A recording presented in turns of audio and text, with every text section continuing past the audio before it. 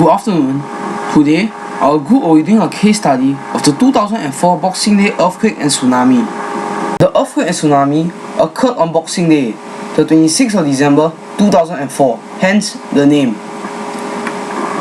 It occurred off the west coast of northern Sumatra in the Indian Ocean. The earthquake caused the massive tsunami which would then claim so many lives. The earthquake itself was felt in many different countries such as Bangladesh, India, Malaysia, Myanmar, Thailand, Singapore and the Maldives. The tsunami itself only hit a few countries, with Indonesia being the hardest hit, followed by Sri Lanka, India and Thailand. The earthquake and tsunami was one of the deadliest natural disasters in recorded history.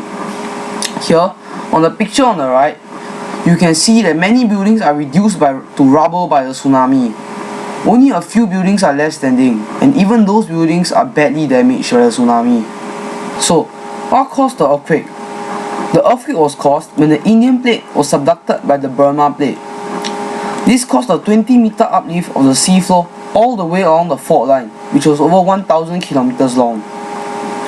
This sudden movement of the Earth's crust caused the massive 9.0 magnitude earthquake. In the picture on the right, it shows how the earthquake formed.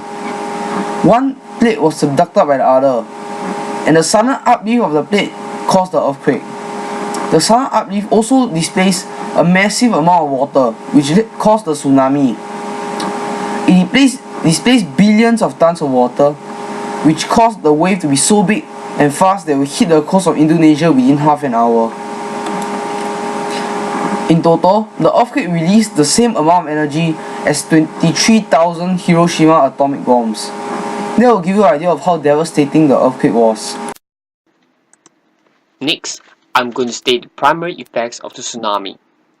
As mentioned earlier, the tsunami is one of the most deadliest natural disasters in the history, traveling at a speed of more than 800 kilometers per hour. When the tsunami reached the shores, the height of the wave increased to 15 meters in some areas. It killed over 230,000 people in 14 different countries, more than half of which came from Indonesia, as well as others including India, Malaysia, the Maldives and South Africa. In Sumatra, over 400,000 people were homeless. Over 80,000 houses were destroyed with massive damage to all structures within 1 kilometer of the coast. For example, ports were ruined and communications were damaged, including roads, bridges, and rail networks. Many bridges were swept off their supports, disabling the transportation network for hundreds of kilometers along the west coast of Aceh province. The extensive damage to bridges severely constrained rescue and relief efforts, as the bridges have been vital links to population centers in the region. Many of the bridges on the coastal road were destroyed and washed away, and sections of the road disappeared, which isolated many small communities. Therefore, survivors could be reached only by boat or helicopter. In addition, the destruction of the bridges resulted in the disruption of the electricity distribution system at bridge crossings. Coral reefs and coastal wetlands were also damaged due to the tsunami debris that was dragged into the ocean by the receding waters of the tsunami. Next, the secondary effects of the tsunami. After the tsunami, many diseases were widespread due to the lack of clean water and sanitation. After the tsunami destroyed properties, many people lost their jobs as most earned their living through fishing and their boats were destroyed. The economy was also affected. No tourists wanted to visit the affected areas. Moreover, survivors and workers were subjected to emotional and psychological problems after they experienced the tsunami, as well as its after effects. Some land became submerged underwater, while in other places, the land area increased. In total, over 1.6 million people were affected. Most of them lost their houses, and some lost their family members. After the Boxing Day tsunami occurred, there were immediate responses. Organizations monitored public health to minimize the spread of diseases. Diseases were easily spread because there was a lack of clean water and sanitation. Food and water were also brought to the survivors because jobs and incomes were lost as boats were destroyed. 5 million people were relocated to temporary refuge camps because many people lost their homes to the tsunami.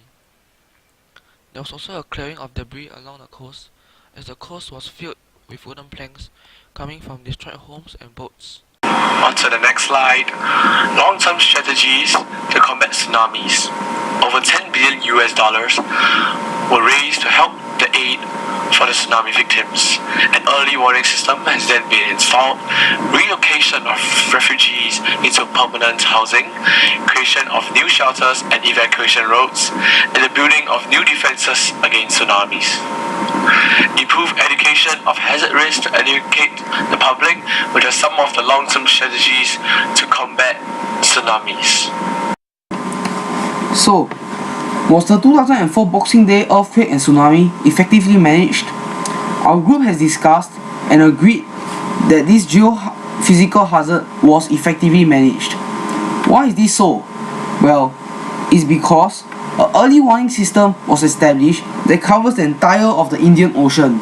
This way, people will have earlier warning in the future if a tsunami were to strike again. 4 years after the disaster, the affected countries around the Indian Ocean had schools, houses, roads rebuilt with the aid of government and non-government organizations. Since then, many conservation groups have been helping to protect mangroves and replant vegetation in coastal areas. Thus, our group has felt that this geophysical hazard was effectively managed.